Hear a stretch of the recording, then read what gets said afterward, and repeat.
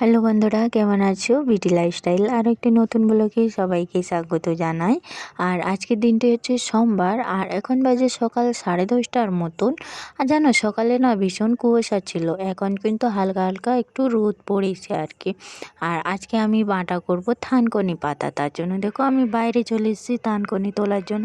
আগের বছর কিন্তু পাতাগুলো খুব সুন্দর সুন্দর ছিল, কেন জানি না এবছর পাতাগুলো কেন এরকম হয়ে গেছে। দেখো মানে পাতার ভিতরে ওই যে গোল গোল হয়ে সাদা সাদা হয়ে যাচ্ছে, বেশি দিন থাকছে না পাতাগুলো। তো আমি একটু কচি কচি পাতা দেখে তুলে নিচ্ছি, যেহেতু থানকুনি পাতা মানে খেতে ভীষণ উপকারী। তো আমার কিন্তু পাতাটা বেটে খাওয়া ভীষণ পছন্দ আর তো তার জন্য দেখো আমি থানকুনি পাতাগুলো তুলে নিচ্ছি। তো বেশি তুলবো না, অল্প কটাই তুলে নেব। তো আর আমি একা খাবে তো, আর মা তো খেতেই চায় না পাতাগুলো, এই পাতার বাঁটাগুলো বলে আমার ভালো লাগে না, কেমন যেন আর কি। তো যাই, কী করা যায়, তাই না? তো পাতাগুলো দেখো ভালো করে ভালোভাবে একদম ধুয়ে পরিষ্কার করে নিয়েছি, যেহেতু মাটির মধ্যে ছিল না তার জন্য। আর সাথে কিন্তু আমি দিচ্ছি 3টে কাঁচা লঙ্কা আর 3টে রসুন কোয়া আর জিরে আর নুন দিতে কিন্তু আমি ভুলে গেছিলাম, পরে আবার নুন দিয়ে বেটে নিয়েছি। তো ভালোভাবে আমি বেটে নিলাম। তো বেটে নেওয়ার পরে আমি একটু সাথে একটু তেল দিয়ে দেবো। তো তেলটা দিলে ভালো লাগে। আর এই পাতা বাটা যদি থাকে তো আমার আর কিছু লাগবে না, গরম ভাতের সঙ্গে খুব সুন্দর লাগে। আর মাকে দেখো এখানে দিয়েছিলাম থানকুনি পাতা বাটা, আর আমি সিম আর নিম পাতা বানিয়েছিলাম। তো বলছে এগুলো আমি খাবো না, এগুলো তুমি বাবাকে দিয়ে দাও। তা দুজনকে আমি এখানে দিয়ে দিয়েছিলাম, আর ও খাবে ওই যে ওই সবজিটার সঙ্গে। তো বলেছিল আমাকে বাটির মধ্যে এরকম করে ভাতটা আমাকে দিবে। তো ঠিক আছে, দেখো থানকুনি পাতা ভাতের সঙ্গে মেখে নিয়েছি, কত সুন্দর লাগছে, পুরো ভাতগুলো সবুজ হয়ে গেছে। আর তো কিছু লাগবে না আমার। আর আমি এখানে চলে এসেছি রাত্রেবেলায়। তো রাত্রেবেলায় বড়মশাই আবার মাংস নিয়ে এসেছিলো। তো ওই মাংসটাকে আবার রান্না করে নেব। তো বললাম এখন কেন নিয়ে আনছো, কারণ বোন এসেছে, বোন তো কালকে সকালে চলে যাবে। আর মাংস আমি রান্না করিনি, দুপুরবেলায় টাইম ছিল না।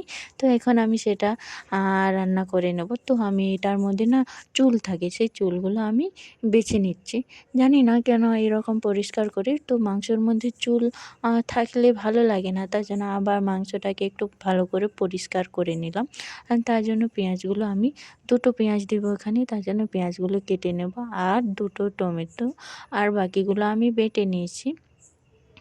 আর রাত্রেবেলা না রুটি বানাবো, আর ভাতও বানাতে হবে, মানে 2জন ভাত খাবে আর আমি আর মা আমরা 2জন রুটি খাবো। তো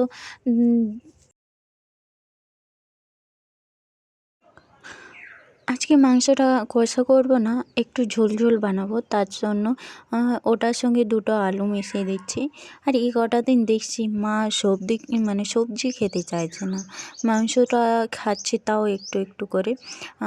মানে ভাতও কমিয়ে দিয়েছে খাবার, আগে যে পরিমাণ খেত এখন আর সেই রকম খাচ্ছে না, অনেকটা কমিয়ে দিয়েছে।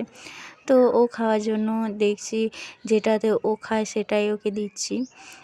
আর সবজিতে একদম বন্ধ করে দিয়েছিল, আগে এমন ছিল না, আগে যেটা দেবে সেটাই খেয়ে নেবে। রুটিও কমিয়ে দিয়েছে, রুটি আগে 3টে খেত, এখন দেখছি 2টোর মতন খেয়ে নিচ্ছে, অনেকটা কমিয়ে দিয়েছে খাবার, জানি না কেন।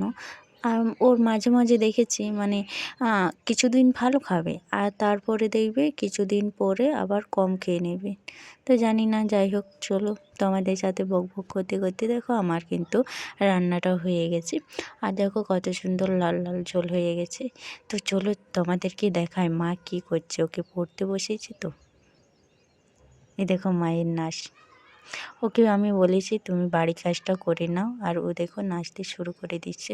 তো চলো আমার রান্না বান্না তো হয়ে গেছে, মাকে আবার খাবার দিয়ে দিই। তো এইটুকু ভাত দিয়েছি, আগে এগুলো পুরোটা খেয়ে নিত, এখন এগুলো খেতেই পারে না, কম কম একটু করে খায়। আর আজকের ভিডিওটা তাই পর্যন্ত, চলো আরও একটি নতুন ভিডিওতে তোমাদের সঙ্গে দেখা হচ্ছে। ততক্ষণ তোমরা ভালো থাকো, সুস্থ থাকো, সাবধানে থাকো।